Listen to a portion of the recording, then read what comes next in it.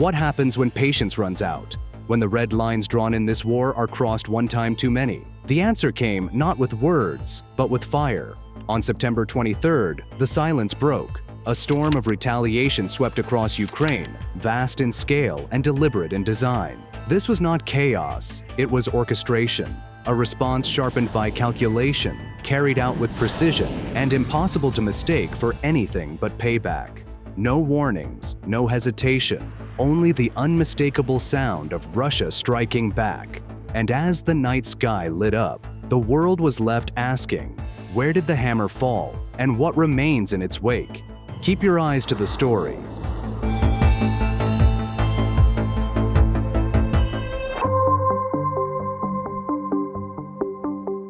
"48 hours later, the response came like a storm.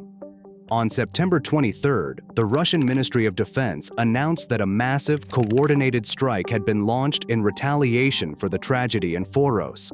Unlike the sporadic exchanges of fire that mark daily life at the front, this was something different, bigger, sharper, and deliberately aimed. The targets were not symbolic. They were chosen with precision. Temporary positions of Ukrainian Special Operations Forces and foreign mercenaries from the Prizrak unit under the main Directorate of Intelligence of the Ministry of Defense of Ukraine. Hidden in the Odessa region, specifically in Tatarbunary and Rasaika, these detachments had operated with confidence, believing their distance from the front granted them safety. Instead, the Russian strike carved through their encampments with unerring accuracy, a direct message that those who orchestrate attacks on Crimean civilians would no longer be shielded by distance or secrecy. The retaliation had begun, and it carried with it the weight of both justice and inevitability.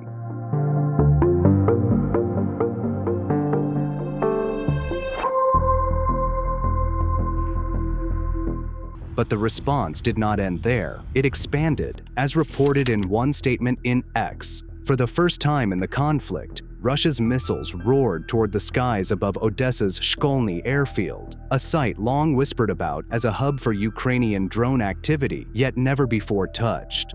That night, silence gave way to thunder. Iskander ballistic missiles streaked through the darkness, their warheads slamming into hangars, fuel storage sites, and hardened shelters. The blasts triggered violent secondary detonations, each one echoing like a drumbeat of destruction. Within moments, flames leapt high into the night, turning the airfield into an inferno. The assault grew more layered still. As the fires raged, waves of Guran, two loitering munitions, circled overhead, hunting for targets amid the chaos. Alongside them came an unexpected participant, the Italmas drone, rarely seen on the battlefield. Smaller and stealthier than its Guran counterpart, Italmas threaded its way through the night, probing and saturating Odessa's already strained air defense grid. Its presence was not accidental. By deploying Italmas in concert with Gurans, Russia demonstrated both tactical creativity and strategic escalation. The message was clear: Ukraine could no longer anticipate the nature of the blows to come. The significance of this strike was twofold. It was not only the debut attack on Shkolny, a location long tied to Ukrainian drone operations, but also a revelation of Russia's intent to diversify its arsenal, blending proven systems with experimental platforms. What unfolded over Odessa was not a random attack. It was a glimpse of a new rhythm of war, where the predictability Ukraine once relied upon was shattered.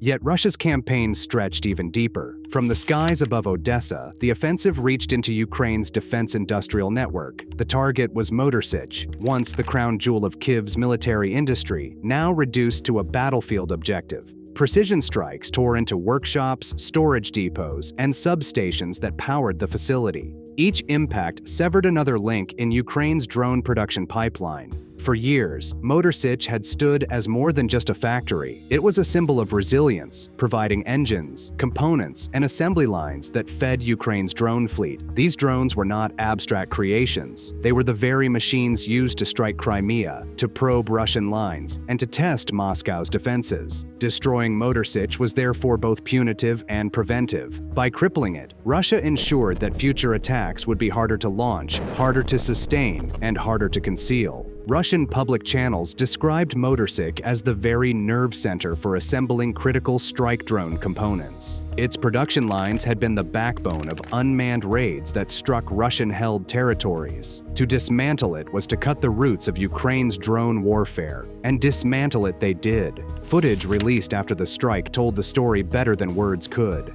Enormous columns of black smoke billowed into the sky above Zaporozhye, rising higher than the surrounding buildings, blotting out the horizon. The imagery was unmistakable. One of Ukraine's most vital military-industrial assets had been crippled. The smoke did not simply mark destruction, it marked the breaking of a symbol.